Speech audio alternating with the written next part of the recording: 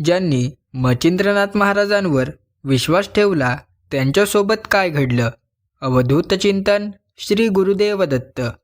दत्तगुरूंच्या कृपेने तुमच्या सर्व मनोकामना पूर्ण व्हाव्यात अशी गुरुचरणी प्रार्थना करून आजच्या व्हिडिओला सुरुवात करूया. श्री गुरुदेव दत्त. भाग 1. श्रद्धेची पहिली पायरी. मच्छिंद्रनाथ महाराज म्हणजे साक्षात शिवाचा अवतार. जेव्हा एखादा सामान्य माणूस संकटात सापडतो आणि चारी बाजूंनी अंधार दिसू लागतो, तेव्हा नाथांची कृपा एखाद्या दिव्यासारखी धावून येते. ज्यांनी नाथांच्या चरणी स्वतःला अर्पण केले त्यांच्या आयुष्यातील अशक्य गोष्टी शक्य होऊ लागल्या. विश्वास हा केवळ शब्द नसून ती एक शक्ती आहे. मच्छिंद्रनाथांवर विश्वास ठेवणाऱ्या पहिल्या भक्ताला काय अनुभव आला? त्याने फक्त एक हाक मारली आणि त्याचे संपूर्ण जग बदलले. ही कथा केवळ चमत्कारांची नाही तर कर्माच्या शुद्धीची आणि अटळ विश्वासाची आहे. चला पाहूया श्रद्धेचा हा प्रवास कसा सुरू झाला. भाग 2. मरणासन्न अवस्थेतून सुटका. एक गरीब लाकूडतोड्या जंगलात मरणासन्न अवस्थेत असताना मच्छिंद्रनाथांचे नाव घेतले. त्यांच्याकडे अर्पण करायला काहीच नव्हते, फक्त डोळ्यात पाणी आणि मनात आर्तता होती. त्या क्षणी महाराज तिथे प्रकट झाले नाहीत, पण एका अदृश्य शक्तीने त्या लाकूडतोड्याला मृत्यूच्या दाढेतून बाहेर काढले. ज्यांनी नाथांवर विश्वास ठेवला त्यांना मृत्यूचे भय कधीच उरले नाही. संकटे आली पण ती डोंगर बनून नाही तर वाळूचे कण बनून निघून गेली. नाथांची कृपा कशी कठीण प्रसंगात ढाल बनते हे या लाकूडतोड्याच्या अनुभवातून स्पष्ट दिसते. श्रद्धा असेल तर काळही थांबतो. भाग 3. अहंकाराचा नाश आणि कृपा. एक श्रीमंत सावकार आपल्या संपत्तीच्या जोरावर नाथांना वश करायला निघाला होता. पण नाथांना मोह नाही तर भाव हवा असतो. जेव्हा त्या सावकाराचे सर्वस्व हरपले आणि तो रडत नाथांच्या पायाशी आला, तेव्हा त्याला खरा शांततेचा मार्ग सापडला. मच्छिंद्रनाथांवर विश्वास ठेवणाऱ्या श्रीमंताचा अहंकार जळून राख झाला आणि त्या जागी नम्रतेचे अंकुर फुटले. ज्यांनी गर्व सोडला त्यांच्या घरी नाथांनी अक्षय भंडार भरले. संपत्तीपेक्षा आत्मिक सुख मोठे असते. हा धडा नाथांनी आपल्या भक्ताला दिला. विश्वास म्हणजे केवळ मागणे नव्हे तर स्वतःला पूर्णपणे झोकून देणे होय. भाग 4. वांजोट्या नशिबाला फळ आले. एका निपुत्रिक मातेने वर्षानुवर्षे अपमान सोसला होता. तिने जेव्हा मच्छिंद्रनाथांच्या विभूतीवर आणि शब्दावर विश्वास ठेवला तेव्हा विज्ञानाच्या पलीकडे जाऊन चमत्कार घडला. नाथांच्या आशीर्वादाने तिला पुत्रप्राप्ती झाली, जो पुढे जाऊन महासिद्ध बनला. हा विश्वास केवळ एका मुलासाठी नव्हता, तर तो त्या मातेच्या अस्तित्वासाठी होता. ज्यांनी नाथांवर विश्वास ठेवला त्यांच्या रिकाम्या झोळ्या आनंदाने भरल्या गेल्या. निसर्गाचे नियमही नाथांच्या कृपेपुढे झुकतात हे या कथेतून सिद्ध होते.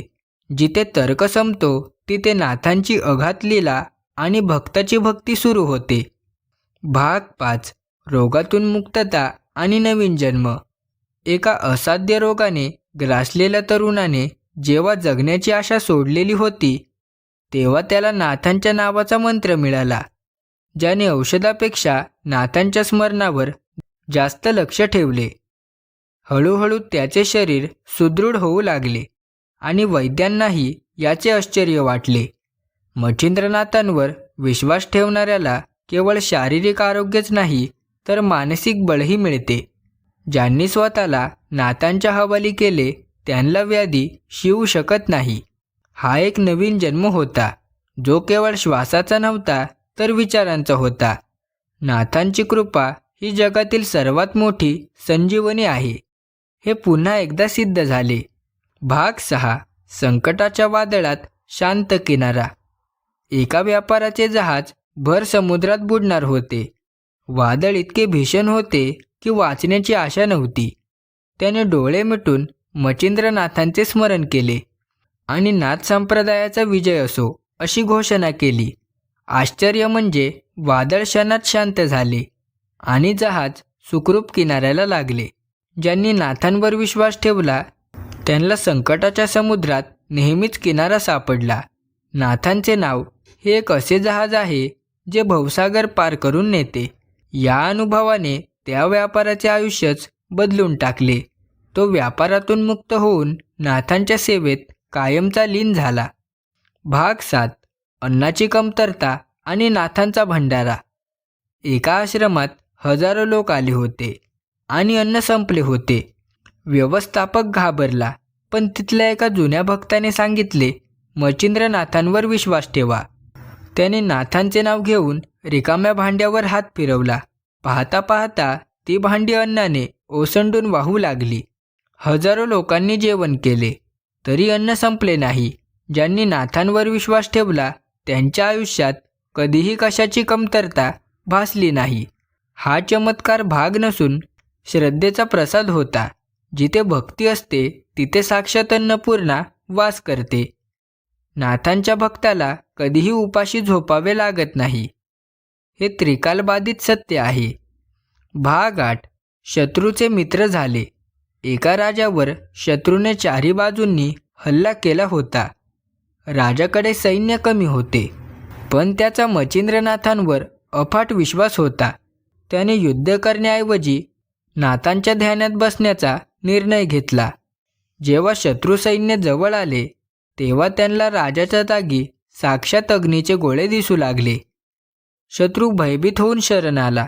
ज्यांनी नाथांवर विश्वास ठेवला त्यांचे शत्रूही नतमस्तक झाले. नाथांची शक्ती ही शस्त्रापेक्षा श्रेष्ठ आहे. द्वेषाचे रूपांतर प्रेमात करण्याची ताकद केवळ नाथांच्या कृपेत आहे. विश्वास ठेवणाऱ्या राजाला विजयच नाही तर शत्रूचा कायमचा मित्रसुद्धा मिळाला.